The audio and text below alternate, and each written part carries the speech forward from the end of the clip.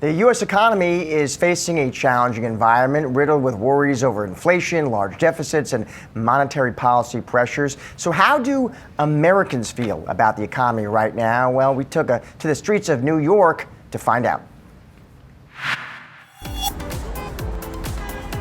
My biggest financial concern right now, probably staying afloat, like paying rent and other expenses and food, just trying to get by. Everything is more expensive than it used to be. Rent prices in New York are going crazy. The job market is looking really tough right now. I know a lot of new grads who are having a really hard time getting jobs. I think that's a good sign of the economy going down. Everyone is confused about the tariffs changing, not knowing what the price of their goods are going to be. We just heard their thoughts from the everyday consumer on the economy in a year that has been weighed down by uncertainty, yet the bull market entering its fourth year despite lingering risks. We've got a lot to unpack here at Invest as traders aim to build even more wealth next year. So let's dive right into what's shaping the financial landscape with ADP Chief Economist Nela Richardson, Truist Chief Investment Officer and Chief Market Strategist Keith Lerner, and last but not least, People Inc. Chief Business Editor, that would be Caleb Silver. Welcome to you all. Nela, I will start with you as the resident economist on the panel. Maybe start big picture, Nela. You know, this interesting dynamic this year where, okay, cooling labor market, but GDP has been hanging in there, right? I mean, tariffs, trade, Fed uncertainty, it's hanging in there, it's resilient. And I'm just curious to get your take on that dynamic, Nela, and whether you believe that's going to play out the same way in 2026. Yeah, so the labor market has really been holding hands with the consumer this year, and actually for the last several years after the pandemic recovery. We have a relatively strong labor market. It's been called low hire, no fire. I think it's been static. It's been less dynamic than we're used to, but we haven't seen a lot of outflows or inflows. What we have seen, though, is that the hiring momentum has slowed quite a bit since the beginning of the year.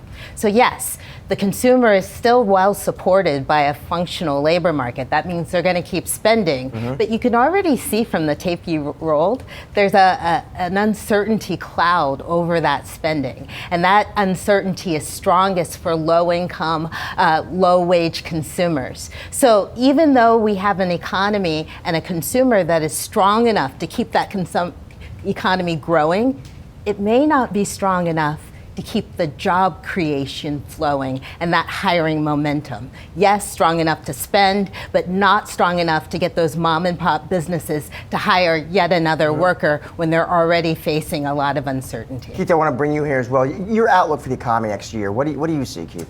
Well, a punchline is an uptick, and it's a modest uptick. As you just discussed, it is a two-speed economy. It's a two-speed stock market as well. But the way we're thinking about things and why we expect at least a modest uptick is based on three things. One, we do expect the Fed to cut rates modestly over the next year, so that should be a positive.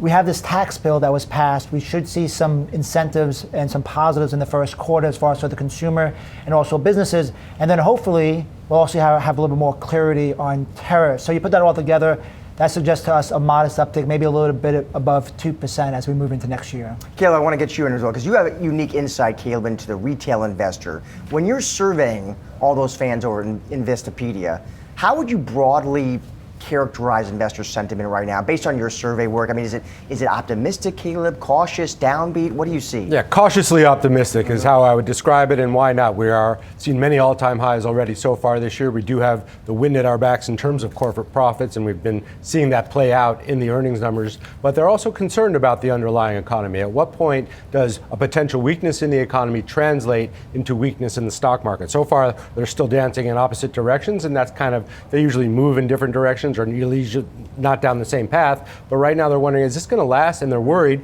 just like some of the people you talk to, about their own personal finances or about their neighbors' personal finances. In the stock market, their assets have done very well. We got more millionaires than ever. We got more 401k millionaires than ever. We have more retail investors invested in the stock market than ever. That's good. That's a way to generate wealth. But maybe at some point, this diversion between the two, the economy and the stock market, catches up to the stock market and affects overall mood. Nela, Keith brought up the Fed there. You say something interesting. You say the time for easy answers for the Fed is over. What did you mean by that, Nela? What makes this environment more tricky? You know, I call it the muddled middle. It's easy to know what to do when inflation is very high. And it's easy to know what to do when there is very low inflation, or going back to where we were, you know, before the pandemic, when the problem the Fed was facing was too low inflation, not too high inflation. Imagine that. Right. But it's hard to know what to do when both sides of your mandate are active and you're trying to thread a needle through a very narrow hole. And that's exactly where the Fed is today. They have projections that inflation stays above their own targets for the next 2 years after being above target for the last 4 years. And consumers are very sensitive to price increases in a way that they weren't 10 years ago. So you add that with the slowing momentum, still a pretty solid labor market, but a slowdown in that hiring momentum, you get a very tight spot for the Fed to maneuver going forward. I've seen some economists now, what is your take on this? They talk about the labor market. I think it was Ed Yardeni, and he said, you know, the issue with the labor market, he said, was on the supply side, boomers are retiring, they're not easy to replace, you got stricter immigration policies. On the demand side, he pinned a lot on AI. A lot of bosses, he thinks, are thinking, you know, I can reduce headcount but boost productivity.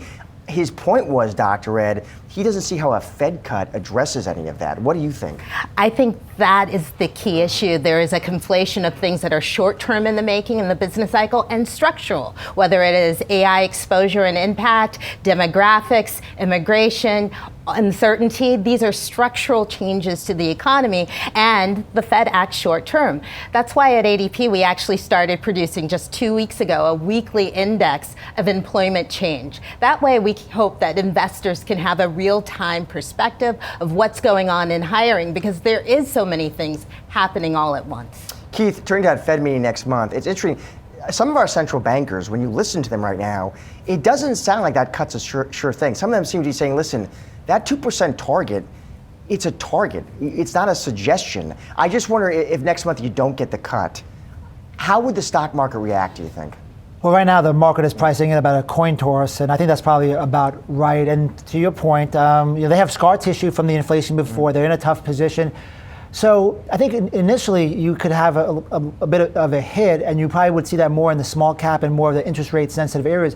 But I also think that for this market, the most important thing isn't whether the Fed cuts in December or January. I really think it's about corporate profits. And you know what we've been saying all this year is that the North Star of this bull market is corporate profits. As the stock market has made a new high, corporate profits has followed. Now we have to see, is that sustainable? A lot of that is driven by tech and AI, but we have seen that broaden out as well. So I overall, again, I think the interest rates moving down matter on the margin, but it's not the make or break for the bull market. I think profits ultimately will be, and if we do see a little bit of an uptick or this muddle through that you just discussed continues into next year.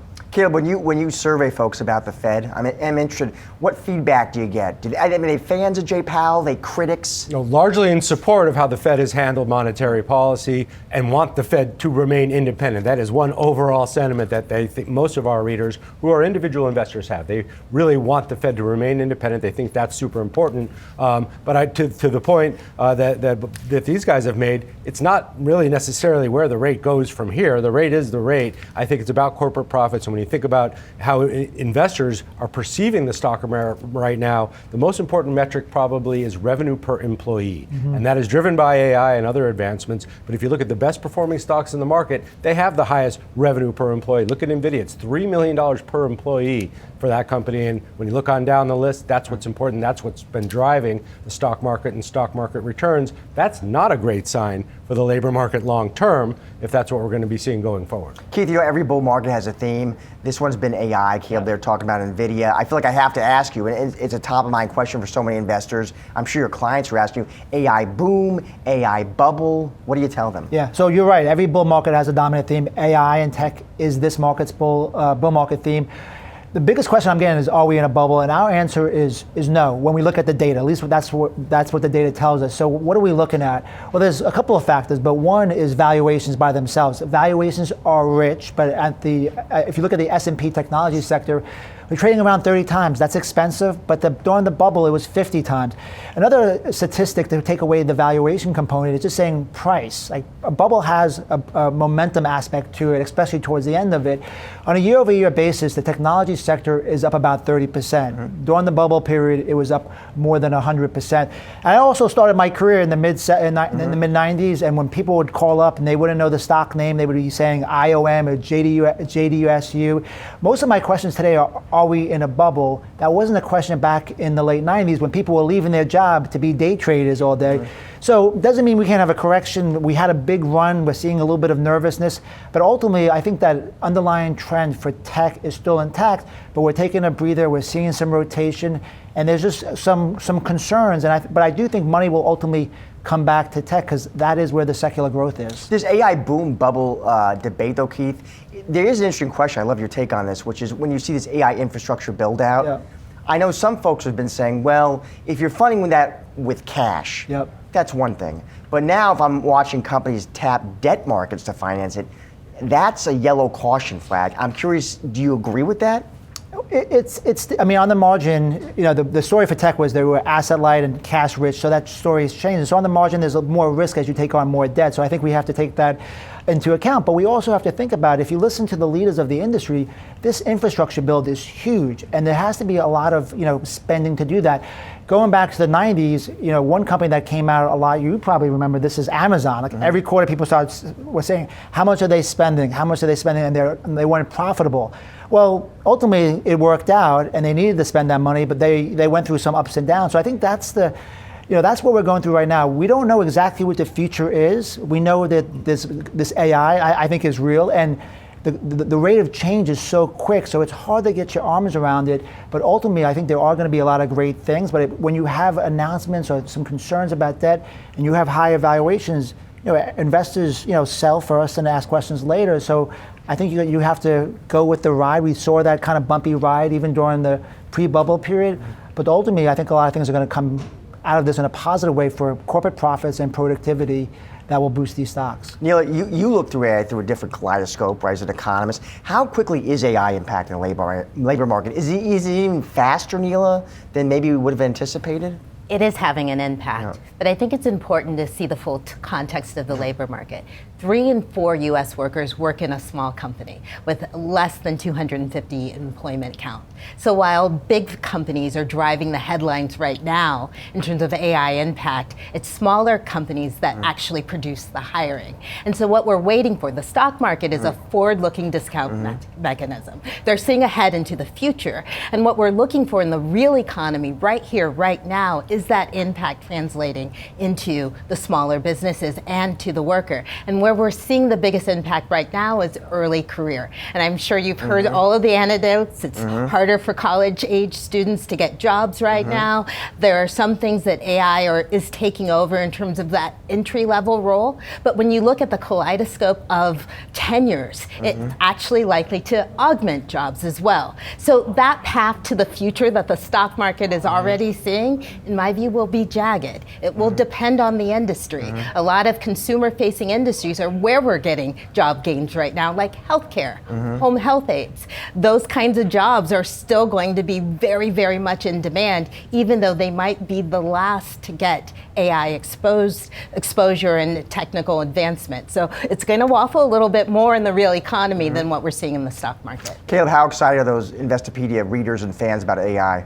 Pretty excited, and when you look at their portfolio, it looks a lot like the top stocks in the stock market. That What do they like? Full of AI. They like the stocks that everybody likes, which is NVIDIA, which is Palantir, which is Meta, which is Alphabet and Amazon. But they broaden that out, and if you look at all the companies spending this $380 billion this year, going up to $700 billion, it's those companies plus a bunch of companies on the periphery. You got a Salesforce in there, of course. Oracle's in that category as well. Palantir, obviously a very important stock for a lot and widely held for a lot of investors right now. And when you ask them what stocks they would buy and hold now for the next 10 years, it looks very similar. So very faithful to the stocks that they've owned for a long time, and big believers that this is going to stay that way for a long time. We live in the land of the giants in the stock market. They think that's going to continue for the next decade. If that's what they've been buying, I'm just curious, what have they been selling? Yeah, they've been selling. Eli Lilly was a big stock that was on the sales list, and that stock now at a 52-week high. So sometimes our timing as retail investors is not so good.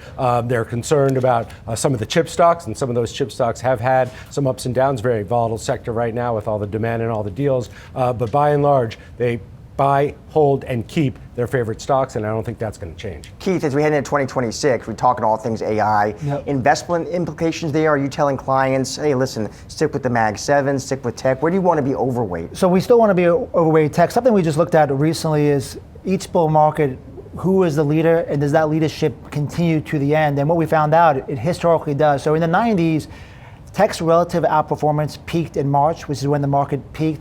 If you look at the 2000s, which is more of that global industrialization, emerging markets was leadership. It was leadership until the end. And even before, we had the bear market in 2022, technology, rode that to the end. So ultimately, we think if you believe we're still in a bull market, which we do, we think tech ultimately resumes that leadership. But on a short-term basis, just like we're seeing where it gets, semiconductors up 100% off the lows, technology up 60% relative to about 35 for the S&P. It's not going to be a straight line. You're going to get tested. I'd be interested to see the sentiment after the last couple of days. I know other sentiment surveys I looked at this morning, it showed bearishness at the highest level since May. And we haven't had, in the grand scheme of things, a big correction, but we are seeing more of a correction in those technology stocks. So I wouldn't be surprised if sentiment shifts even quicker now, because a lot of people own these stocks. That's and they're right. seeing them hit. What do you want to be underweight, Keith? I think overall, there's still areas like real estate we're kind of mixed on, even though it's a muddle through. I don't know rates are going to move that quickly. We're still underweight staples. I will say it's moving towards an extreme because we are expecting an uptick in the economy. Staples tend to really outperform when you're starting to slow down, so we still want to be there. And then our process is very tactical. We look at relative earnings momentum and relative price along with valuations. We were more negative on healthcare earlier this year. We did upgrade that about a month ago. I know that's becoming like the hot sector all of a sudden, but it underperformed by about 50% over the last 3 years. And now as you get some of that political noise, maybe a little bit behind you and expectations so low, I think there's more room for that to go as well. Keith, Nela, Caleb, that was great. Thank you all. Appreciate it. Thank you.